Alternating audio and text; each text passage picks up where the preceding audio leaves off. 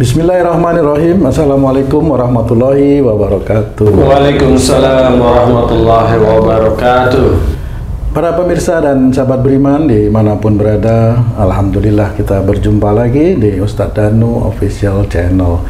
Semoga kita selalu dalam lindungan Allah Subhanahu wa Ta'ala. Amin ya Rabbal Alamin.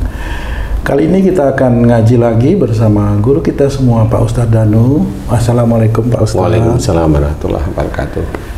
Dan saya juga ditemani oleh sahabat saya, Bang J. Assalamualaikum Bang J. Waalaikumsalam Pak Tung. Alhamdulillah.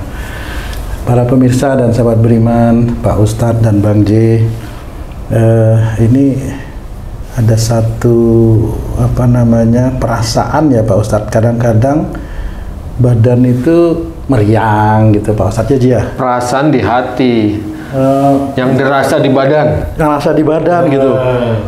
Kok meriang nih gitu, padahal nggak kena hujan juga gitu kan, tapi dirasakan memang panas dingin gitu. Nah sebenarnya kalau meriang, yang suka meriang tiba-tiba itu disebabkan apa sebenarnya Pak Ustadz? Mohon penjelasan Pak Ustadz. Iya. Bismillahirrahmanirrahim. Assalamualaikum warahmatullahi wabarakatuh. Waalaikumsalam warahmatullahi wabarakatuh. Ya Rabbal Alamin. Ya, meriang, panas dingin, demam, itu penyakit hampir semua orang sebenarnya ya. Kalau kita bilang masuk angin ya seperti itu. Masuk angin lewat mana jadi masuk? Ya itu juga ya kadang-kadang.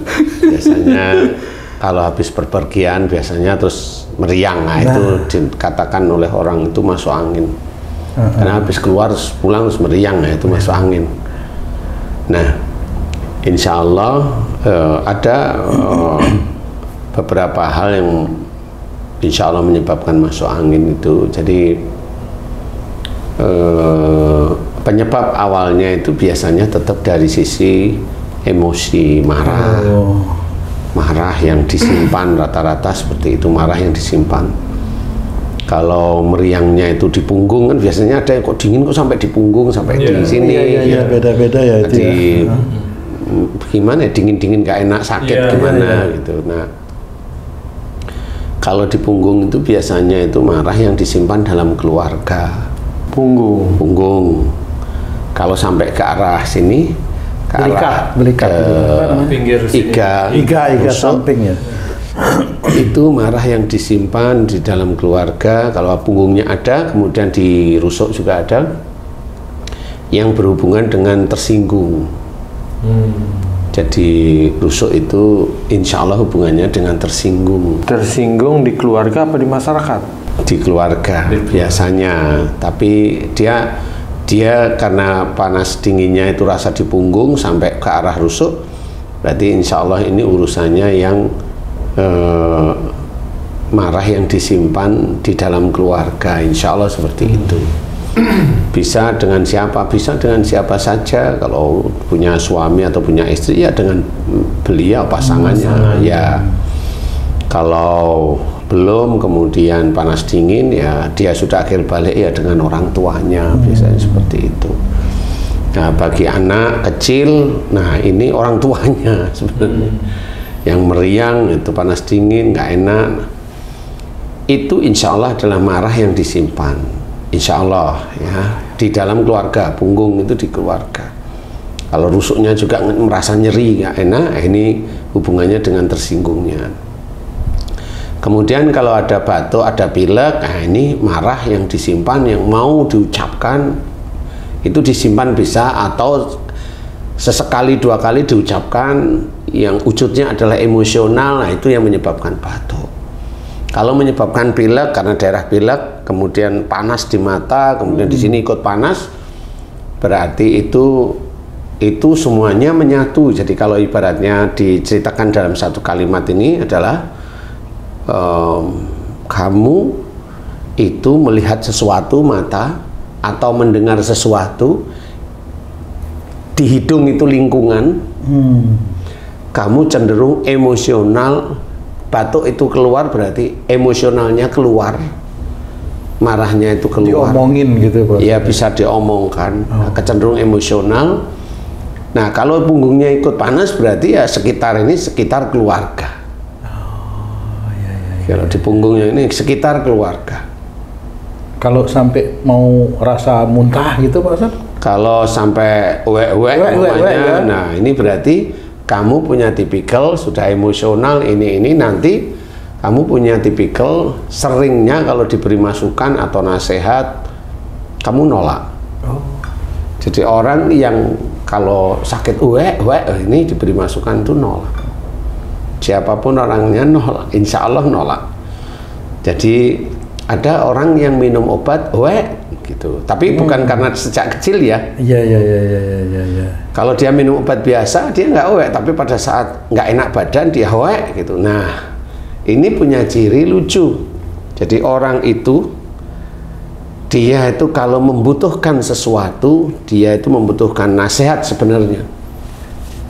Tapi kalau diberi nasihat nolak. Kalau dia diimbangi dengan panas berarti dia membutuhkan nasihat tapi diberi nasihat nolak dengan emosi. Nah, itu masuk angin dengan mutah.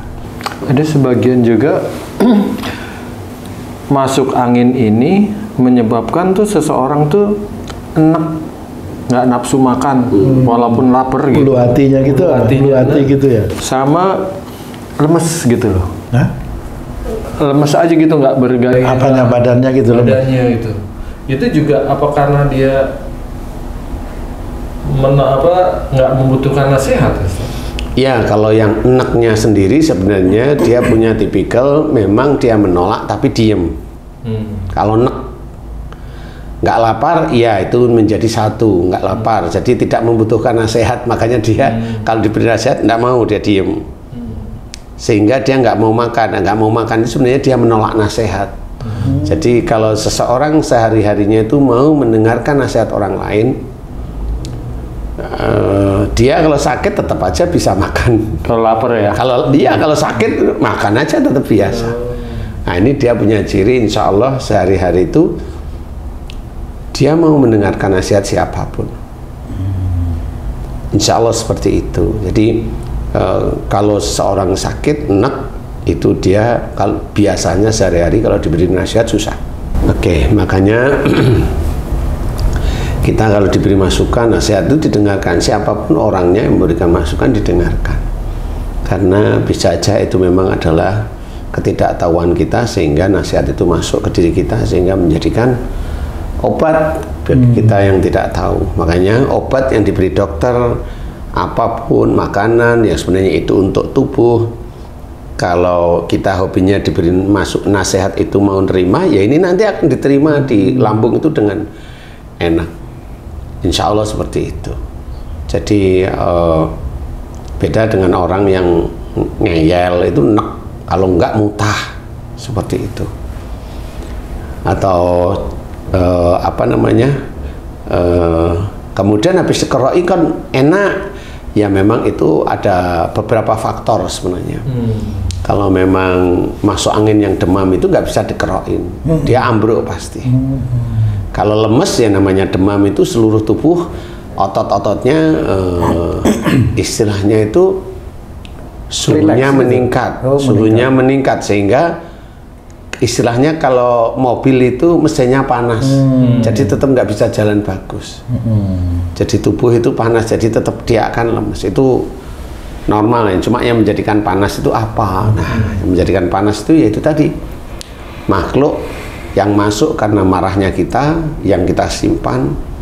Kalau mutah itu adalah makhluk yang masuk ke dalam lambung kita karena kita sering menolak nasihat orang lain, membantah bahkan. Seperti itu. Kemudian kalau sampai ke daerah sini, ke daerah mulut, itu makhluk yang masuk karena hobinya marahnya kita, ngomelnya kita. Kalau pilek, meler, itu ya makhluk yang masuk karena kita sering jengkel melihat lingkungan di sekitar kita. Nah itu makhluk itu yang menjadikan ya pilek, ya batuk, ya akhirnya meriang di tubuh. Nah, kalau memang dikerokin hilang itu bukan meriang yang tadi kita maksud. Itu adalah rasa pegel, sebenarnya hanya pegel. Ya pegel, jadi rasanya seperti meriang tapi sebenarnya dia hanya pegel aja. Pegel itu boleh, itu biasanya hilang karena itu juga makhluk, tapi makhluk yang sifatnya dingin. Jadi kalau kena panas itu dia akan mencair istilahnya. Gitu ya. Normal, jadi normal. Ya. Iya. Netral. Netral. Kalau masuk angin sama angin duduk tuh ada perbedaan ya, Ustaz? Saya nggak tahu ya kalau yang angin duduk itu yang dimaksud habis keroan mati gitu ya. Nah itu sebenarnya jantung aja, sudah memang waktunya mau meninggal. Jadi orang mau meninggal itu kan macam-macam, ada yang hanya tidur aja, dia nggak pernah sakit, hanya tidur aja. Nah ini biasanya husnul khotimah, tipe-tipe seperti itu husnul khotimah. Nah kalau memang angin duduk itu memang ya kayak orang meriang biasa, nggak nyaman aja sebenarnya, itu nyawanya sudah ditarik-tarik sih sama malaikat sebenarnya. Iya. Sudah ditarik-tarik sama malaikat, jadi dia merasa nggak nyaman. Nah, nggak nyamannya itu merasa seperti meriang dan sebagainya. Ini yang meriang, kemudian dikerokin mati.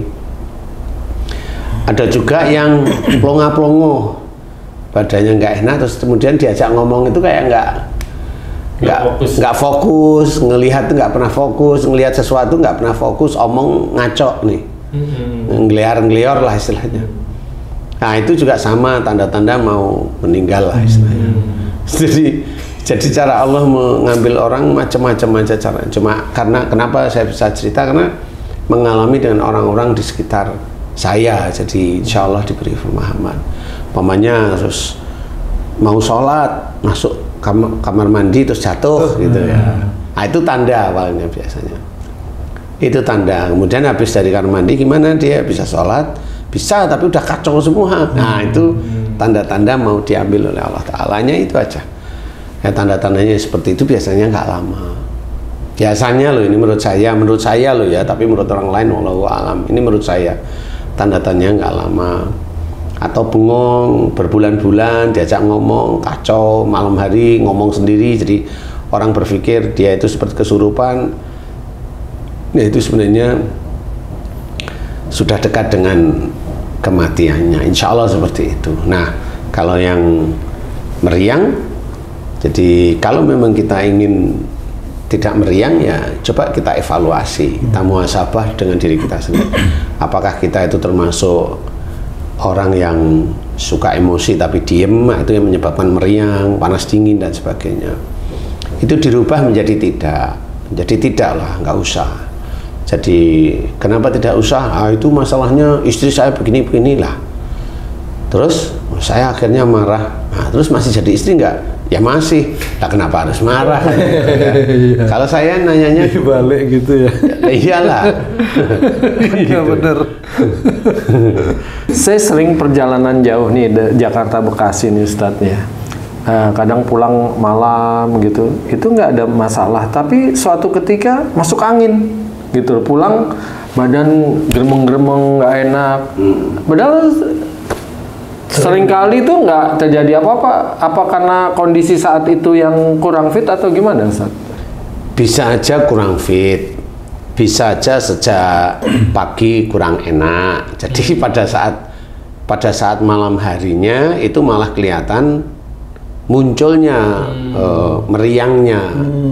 Bisa aja seperti itu, tapi ada catatan nih Ji.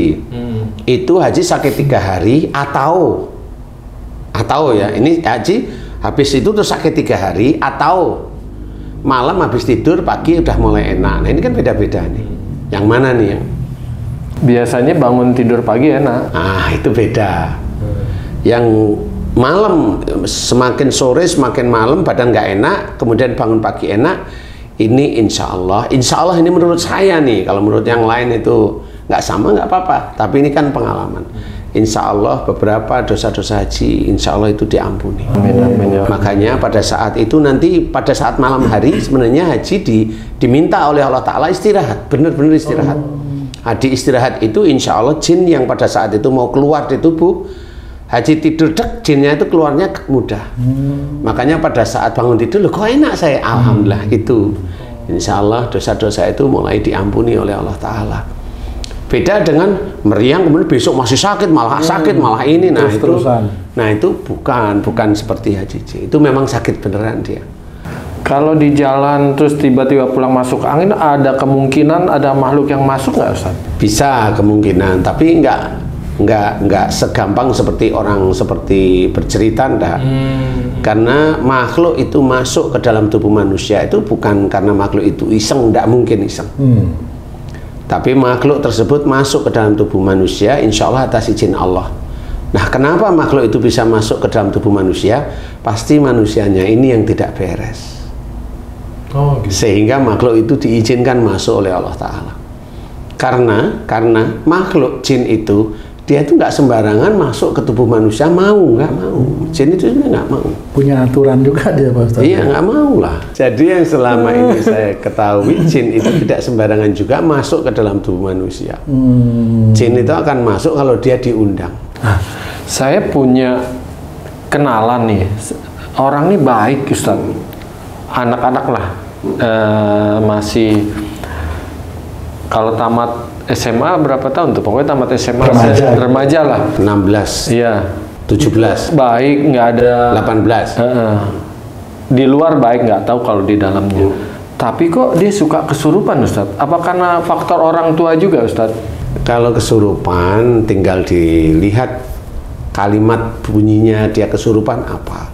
Biasanya dia matanya aja mendelik gitu, melotot, udah diam-diam gitu aja. Jadi orang tuanya stres juga ngelihatnya gitu kan. Kalau melotot hanya diem kesurupan berarti insya Allah anak itu seringnya ngalamun. Insya Allah ya. Ngalamun. Nah kemudian juga di dalam tubuh anak itu bisa aja ada ilmu dari orang tua sebelumnya. Jadi pada saat dia ngalamun mikirin sesuatu, masuklah jin. Nggak boleh ngalamun sebenarnya, mikirin sesuatu tapi dia ngalamun sebenarnya, nggak yang sebenarnya tidak manfaat yang dia lamunkan, sehingga masuklah jin 1, 2, 3, 10, 100, sehingga pada titik tertentu dia lakukan terus, masuklah jin sesuai dengan apa yang dia inginkan. Apa yang dia inginkan ya dia melototin aja, berarti dia melamunnya ada kejengkelan di situ. Kejengkelan dengan siapa? Allahu a'lam, nggak ngerti. Bisa aja tipe seperti itu. Jadi ada makhluk lain dari ilmu orang tua sebelumnya, kemudian masuk makhluk lain yang dari dia sendiri yang ngalamun sehingga jin itu masuk. Memang orang tuanya suka ngobatin orang. Nah kan bener, insya Allah seperti itu. Bisa aja juga ada jin yang memang tidak suka dengan orang tuanya, bisa aja.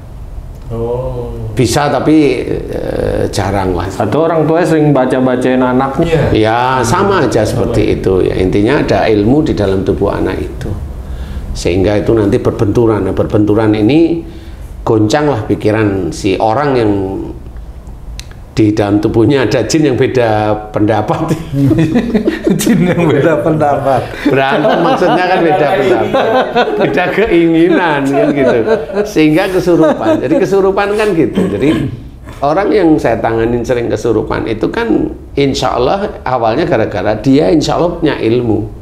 Nah ilmu itu yang gimana? Ilmu itu bisa aja dia sering kurang pinter, dia sering ke kiai dalam tanda kutip ya ini ya, kiai-kiai yang sebenarnya ya dukun sebenarnya, cuma dia nggak tahu kalau itu dukun karena dia ngikutin ini, kasih air, kasih ini, kasih bacaan, kasih ini kan ikut. Nah suatu ketika dia kena sihir. Nah ilmu yang di dalam dengan sihir kan berbenturan, beda pendapat ceritanya. Nah kalau orang masuk angin bisa juga nggak kesurupan Ustaz?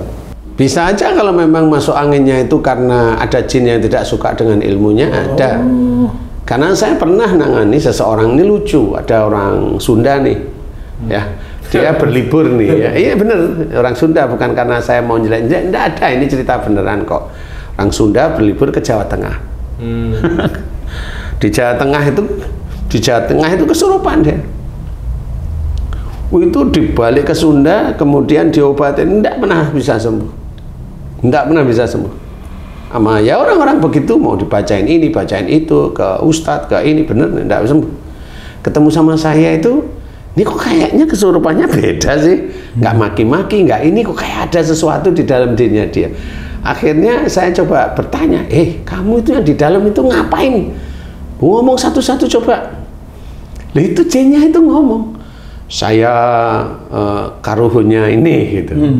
Terus muncul lagi saya dari ini, dari Jawa Tengah. Saya mikir, ini nggak tahunya dari Jawa Tengah sama di dalam itu berantem. Perang. Terus saya tanya yang memerangi yang dari Jawa Tengah itu kan marah tuh ya. Lah ngapain kamu nyerang ini? Saya kan benci dengan ini, dulu kan dia berperang ini gitu. Sudah nggak ada permusuhan sekarang. Udah kamu keluar aja. Baru itu jinnya ngerti kok. Jinnya keluar aja dan alhamdulillah sembuh sampai sekarang. Iya. Alhamdulillah. Jinnya sembuh. Jinnya keluar, sembuh aja dia sadar. Udah keluar terus itu dalammu ada ilmu itu mau gimanain itu Mbak sampai gitu karena anak cewek ya. Udah dikeluarin Ustadz, beneran ibu orang tuanya mau ya sudah keluarin. Selesai. Gimana? Plong sekarang Ustadz, nggak ada yang ganjel di dada, nggak ada yang di kepala, di punggung, nggak ada. Alhamdulillah. Selesai. Itu gara-gara jin yang berantem dengan jin. Nggak cocok jin Jawa Barat wilayahnya. Jin diserang sama jin Jawa Tengah kan lucu jadi ini. Beda wilayah. Ada aja ya. Jin itu nggak belajar dari partai aja. Kongsi kok ya. Partai yang satu dengan yang lain kan kongsian sebenarnya. Iyalah. Untuk mencapai sesuatu harusnya jin itu begitu. Saya itu kalau sudah selesai itu malah ketawa sendiri. Ngapain ya jin? Untung jin nggak bikin partai ya. Nggak tahu kita jin. Nggak tahu juga ya. Dia nggak bikin partai, dia bikin kerajaan. Tapi kerajaan jin satu dengan yang lain itu kalau musuhan dia nggak mau nyerang, diem-dieman aja. Iya, diem-dieman. Insya Allah seperti itu. Ini menjadikan orang masuk angin itu dari marah yang disimpan. Kenapa orang masuk angin kok sering dikasih yang hangat-hangat minuman supaya sembuh? Itu maksudnya apa tuh? Apa sugesti? Ada beberapa macam masuk angin. Ya. Kalau masuk anginnya tadi seperti pegel, jadi sebenarnya itu nggak enak badan itu karena pegel aja. Seperti meriang tapi karena pegel, jadi bukan itu dia kasih hangat-hangat, insya Allah bisa enak kok. Sama seperti kalau dikerokin kan hilang. Tapi kalau demam, ya itu nggak bisa, mau dikerokin malah tetap glosor aja dia. Udah panas. Tetap ada panasnya di tubuh yang nggak mau hilang. Nah itu caranya doa, ya itu aja. Mohon ampun jika sering menyimpan marah. Kalau di punggung, di keluarga, kalau sampai ke dada ya marah setiap saatnya. Kalau di sini batuk-batuk ya marah sambil ngomel terus gitu. Kalau di mata, di otak, pilek, yaitu marah dengan lingkungan sekitarnya. Dan dia lihat nggak cocok itu jengkel walaupun nggak harus marah ya, kalau ngelihat kan nggak harus marah. Ngomel itu udah saya anggap marah tapi kelasnya yang rendah. Nah, mohon ampun di titik itu, mohon ampun aja benar. Insya Allah kalau serius mohon ampunnya. Meriang itu insya Allah dihilangkan oleh Allah Ta'ala. Dan itulah kelasnya mohon ampun, kelasnya bertaubat itu ya begitu, muhasabah itu ya seperti itu. Insya Allah kalau seperti itu kan nanti lama-lama kita kan tertib, mau marah nggak mau, istighfar. Kemudian mau apa lagi yang berhubungan dengan masuk angin nggak mau, berhubungan dengan masuk angin loh ya. Insya Allah kalau sudah begitu mulai tertib, kita diberi hidayah oleh Allah Ta'ala sehingga tertib, tidak mau marah. Ada masalah tidak mau marah, ada masalah tidak mau marah. Tahu kalau itu ujian, dihadapi dengan mencari solusi dengan syariat Islam yang jelas. Insya Allah seperti itu. Mudah-mudahan manfaat. Wallahu a'lam. Alhamdulillah, terima kasih banyak Pak Ustadz penjelasan dan ilmunya. Para pemirsa dan sahabat beriman dimanapun berada, demikian tadi penjelasan dari guru kita Pak Ustadz Dano tentang satu peristiwa yang banyak sekali sering dialami oleh kita semua ya, masuk angin kadang meriang gitu. Mudah-mudahan apa yang beliau sampaikan tadi bisa kita pahami dan nantinya juga akan kita aplikasikan dalam kehidupan sehari ya. Dan semoga juga apa yang beliau sampaikan bisa meningkatkan keimanan dan ketakwaan kita kepada Allah Subhanahu wa Ta'ala. Saya Tung pamit diri, sampai jumpa di video kami yang lain. Wassalamualaikum warahmatullahi wabarakatuh. Waalaikumsalam warahmatullahi wabarakatuh. Alhamdulillah. Alhamdulillah. Alhamdulillah.